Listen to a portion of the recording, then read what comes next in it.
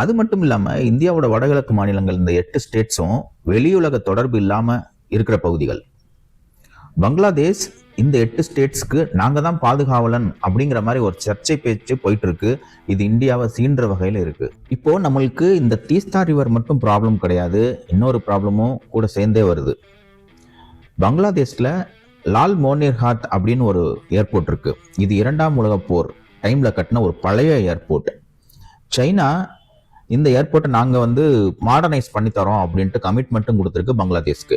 இது இந்தியால இருந்து ஜஸ்ட் 15 to 20 கிலோமீட்டர்ஸ் தூரத்துல தான் இருக்கு. இப்ப சைனா இங்க ஆக்கிரமிப்பு பண்ணிட்டாங்கன்னா ஈஸியா இந்தியாவை நோட் பண்ண முடியும். ஒரு பக்கம் ரிவர்ல செக் வைக்கிறாங்க, இன்னொரு பக்கம் ஏர்போர்ட் மூலமா ப்ராப்ளம் கொடுத்துட்டு இருக்காங்க. இது இந்தியாவுக்கு ஒரு டபுள் தலைவலி.